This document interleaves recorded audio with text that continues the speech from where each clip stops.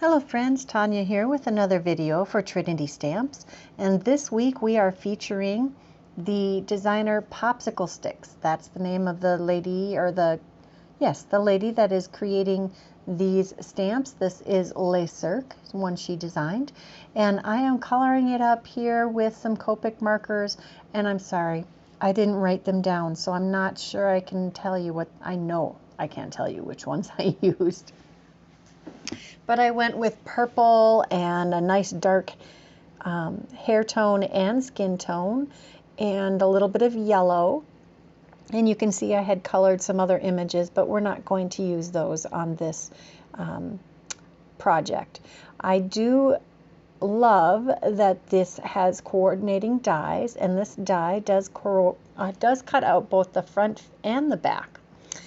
I'm going to take a slimline sized panel here and ink it up. I think this is 4 by 8.5 inches long. I'm going to ink it up with Sweet Petunia ink, Sweet Petunia pink, My Jam purple, and Peacock blue, and spritz it with some pearlized water. And then I'm going to spatter some plain water on that to add a little more texture. And I know this looks pretty splotchy and not so great yet, but it's going to look better. We're going to take the Puffy Cloud stencil and some of the Atelier ink on 3 black ink. I think this is Paint It Black. And we're going to use that to add a very dramatic and vibrant cloudy background. Just going to use that ink to add some cloudy layers here all the way down the card front.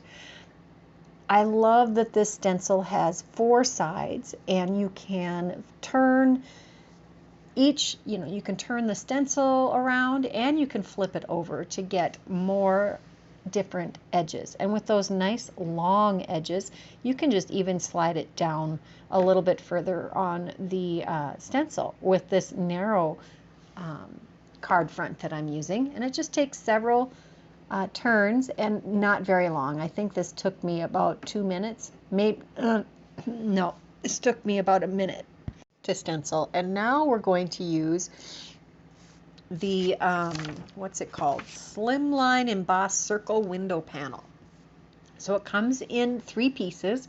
We have 2 different sizes of this embossed detail panel, and then the circles are separate.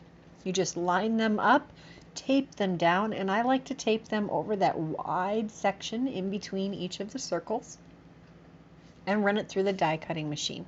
And you get 3 perfectly placed circles on your panel. I did take and cut those out from Coaster Blank also. I love to do that. You may have noticed I use Coaster Blanks all the time. And I made this just a little smaller than the panel itself, but those circles will line up perfectly since we use that same die. I did do a not black version of the clouds and decided I really liked the darker, more dramatic version for this card. And we're going to adhere this to a slimline card base. Now I probably should have waited to do this because I end up having to trim off my images a little bit. And I have 3 colored girls here. It's the same girl, I just want to show her swinging in each window. Now you're going to see that I have to trim this. I do end up then I decide I want her to be popped up a little bit on the bottom portion of the image. So I'm going to take a little scrap of Coaster Blank and I'm going to adhere it right behind her head. And I'm going to adhere the tip of her ponytail to the outer edge of the circle. And that one is done perfectly. Now this next one I put in the wrong window. Just going to be honest. I was not thinking. I wanted the backward facing one next. And so you're going to see me adhere this and then have to pull it off.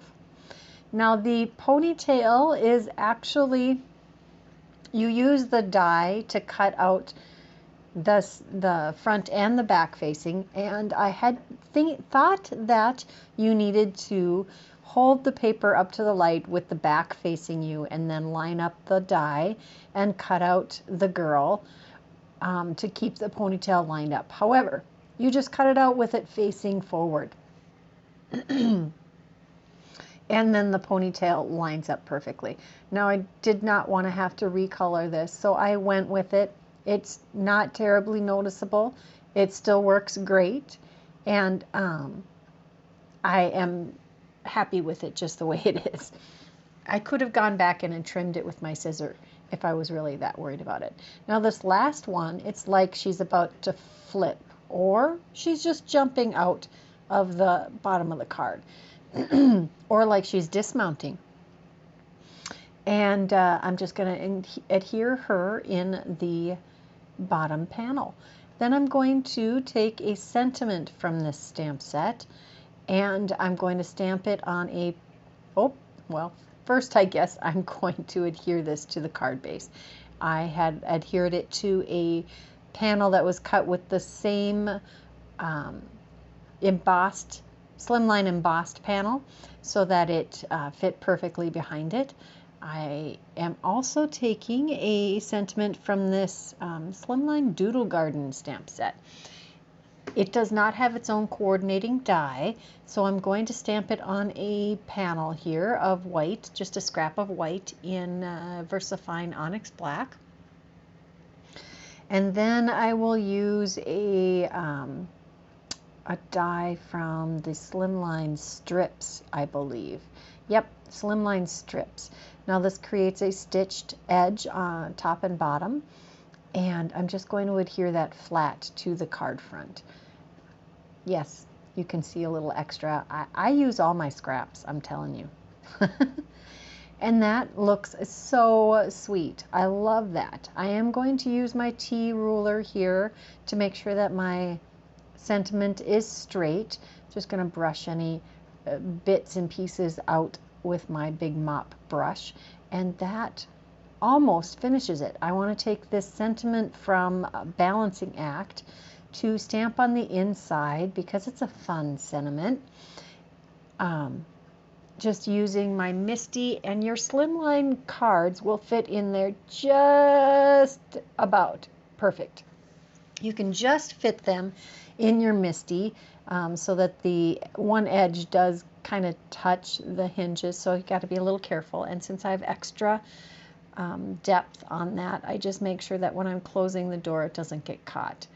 I am going to ink a little bit of the My Jam Purple in here. I'm trying to go super light-handed here, and then I'll come back in with that Puffy Cloud stencil with that Paint It Black ink, very lightly also, with the, yes, with the Puffy Clouds. There it is.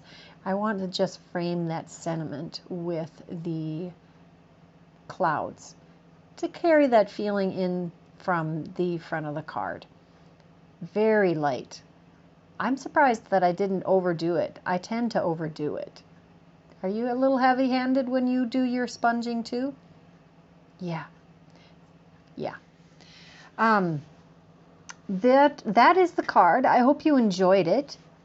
Let me know in the comments below what you liked about it. What colors would you have used? And do you remember that gymnast's name? If you liked it, please give this video a thumbs up. If you haven't subscribed to this channel, give that subscription button a click. And if you're interested in any of the supplies I used, they'll be in the description box below. Until next time, bye-bye.